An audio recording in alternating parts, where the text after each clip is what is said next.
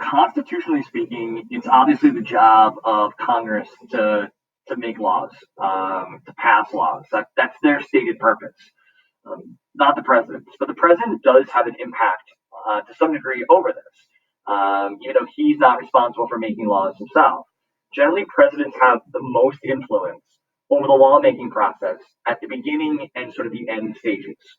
So, for example, at the beginning of the process, a president can use sort of like the media attention that he commands to sort of take his message to the American people, and then in turn have the American people put pressure on Congress to sort of like pass his programs, right, that he's calling for.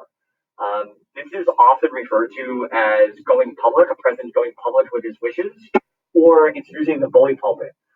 When a member of Congress speaks, that person is one of 535 people and aren't going to get a lot of attention for their comments. But the president's one of one. Anytime he speaks, he gets a tremendous amount of attention from media outlets. So you're sort of using that attention to sort of bully or push Congress in doing what you want them to do. So two examples, President Obama and President Trump.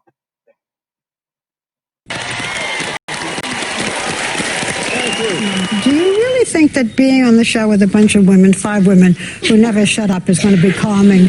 That is look, I was trying to find a show that Michelle actually watched. And so just like the First Lady, the president says he watches The View as well. President Obama has been on the show before, but never as the president. They're expected to talk about the tough stuff, jobs and the economy, but also a glimpse into life in the White House. All right, so that was just a clip from President Obama going on a program like The View in an attempt to take his message of his proposals directly to like the American public, right? And then in turn, the American public then starts putting pressure on their Congress people to sort of like pass the ideas that President Obama was talking about. President Trump definitely a little bit less of a traditional use of media and more of sort of like social media, but also has figured out a way to harness that sort of platform and take his message through Twitter, oftentimes directly to the American public, who then can put pressure on their Congress people to actually pass the laws that President Trump is asking for. So again, this is going public or using the bully pulpit. And then the president then would come into the process at the very end. Obviously, once Congress writes up a proposed bill, it doesn't become law until the president signs it. The president has the option of signing a bill into law or vetoing it. A veto is simply a formal rejection by the president of one of Congress's sort of like proposals. And then obviously Congress has the ability to override that veto with a 2/3 vote, something we'll talk about again later. There are different types of like vetoes, like for example, like a pocket veto. This is when a president refuses to sign a bill within 10 days of being presented it, but that Congress also is no longer in session. He doesn't have to formally veto it if these criteria are met. It sort of just expires on its own. It's almost like the president is just like shoving the bill in his pocket, like hence the nickname. It's almost like time is running out. 10 days goes by, Congress is no longer in session. It just sort of like expires. These aren't super common anymore. And a type of veto that is no longer allowed is called a line item veto. This used to be able to be done up through President Clinton.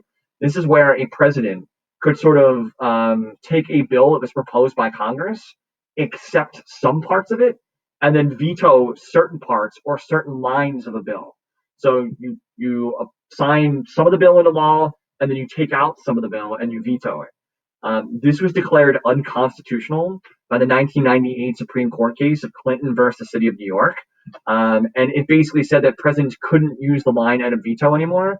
That essentially by just taking out a couple lines of a bill, you really had the opportunity to sort of like alter the entire meaning of the bill.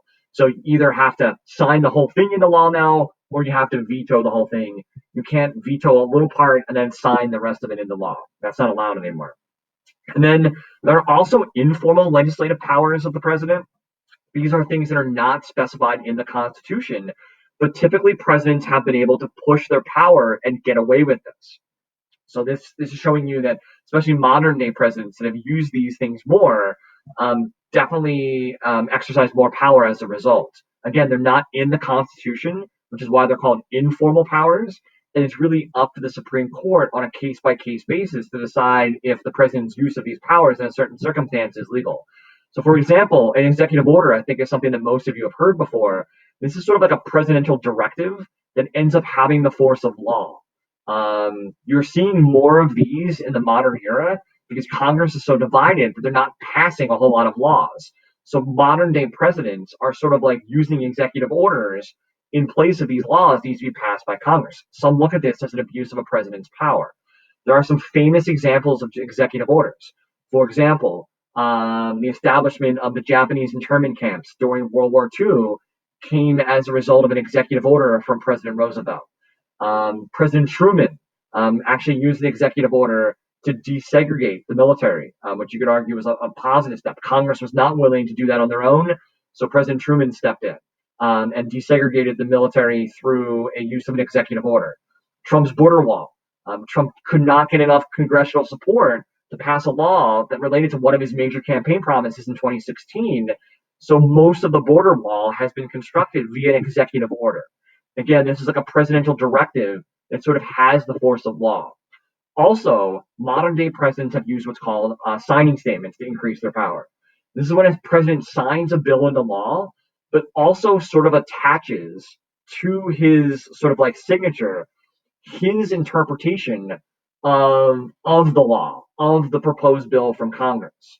So again, and this would be up to the Supreme Court to decide if these are legal in certain circumstances. But a famous example is President Bush basically included his interpretation to a 2006 torture ban law that he signed. This would prevent the government from torturing anybody, suspected terrorists in this case, that were under their control. President Bush signed this into law, so there was a torture ban, but he also attached to it the fact that he felt like the way he was interpreting this law was that if national security was still at risk, Congress was allowing him to still do this. So again, you're signing Congress's torture ban, but you're also sort of including your own sort of interpretation of Congress's words. So both of these things are often used by modern day presidents to push their power even further.